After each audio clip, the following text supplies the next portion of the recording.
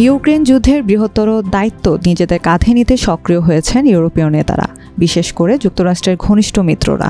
মার্কিন president Donald ট্রাম্পের অপ্রত্যাশিত নীতি ও মস্কোর সঙ্গে ঘনিষ্ঠতার কারণে তারা এই উদ্যোগ নিয়েছে। এরই ধারাবাহিকতায় গত 11 মার্চ প্যারিসে অনুষ্ঠিত হয়েছে 30টির বেশি দেশে সেনাপ্রধানদের একটি গুরুত্বপূর্ণ বৈঠক। তবে এই বৈঠকে যুক্তরাষ্ট্রের কোনো প্রতিনিধি উপস্থিত ছিলেন না। বার্তা সংস্থা রয়টার্সের প্রতিবেদনে বলা হয়েছে, ন্যাটো ও ইউরোপীয় ইউনিয়ন সদস্য রাষ্ট্রসহ জাপান, অস্ট্রেলিয়ার মতো দেশ মিলিয়ে 34টি দেশের সেনাপ্রধানদের এই রুদ্ধদ্বার বৈঠকটি ছিল একেবারেই অপ্রত্যাশিত। হয়তোবা এইবারই প্রথমবারের মতো ইতিহাসে এমন ঘটনা ঘটেছে।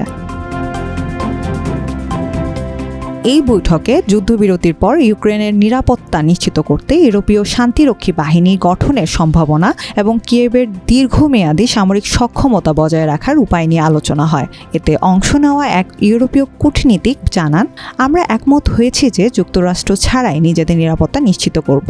তবে বড় চ্যালেঞ্জ হলো রাশিয়ার নিয়ন্ত্রণ। এক সামরিক কর্মকর্তার মতে, যুক্তরাষ্ট্রকে ইচ্ছাকৃতভাবে আমন্ত্রণ জানানো হয়নি। এর মাধ্যমে মিত্রদের কাছে পরিষ্কার বার্তা দেওয়া হয়েছে যে ট্রাম্প দূরত্ব বজায় রাখলেও ইউরোপ ও অন্যান্য অংশীদাররা নিজেদের নিরাপত্তার ভার নিতে প্রস্তুত। জাপান ও অস্ট্রেলিয়ার মতো দেশগুলোর অংশগ্রহণও ওয়াশিংটনের মিত্রদের মধ্যে গভীর উদ্বেগের প্রতিফলন। এদিকে মার্কিন প্রেসিডেন্ট ডোনাল্ড ট্রাম্প ইউক্রেনকে শান্তি চুক্তিতে রাজি করানোর জন্য চাপ দিচ্ছেন এবং ইতোমধ্যে রাশিয়ার কিছু দাবিকে সমর্থন করেছেন, যেমন ইউক্রেনকে ন্যাটো সদস্যপদ না দেওয়া। তবে ফরাসি প্রতিরক্ষা মন্ত্রী সেবাস্তিয়ান লেকর্নো বৈঠকের আগে বলেছেন, একটি শক্তিশালী ইউক্রেনীয় সেনাবাহিনী নিরাপত্তা নিশ্চিত করার মূল চাবিকাঠি।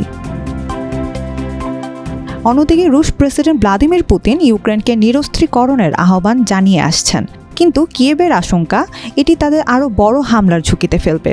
ইউরোপীয় নেতাদের সাম্প্রতিক বৈঠক ইঙ্গিত দিচ্ছে যুক্তরাষ্ট্রের বাইরে গিয়েও ইউক্রেনের ভবিষ্যৎ নিরাপত্তা নিশ্চিত করতে প্রস্তুত হচ্ছে পশ্চিমা বিশ্ব।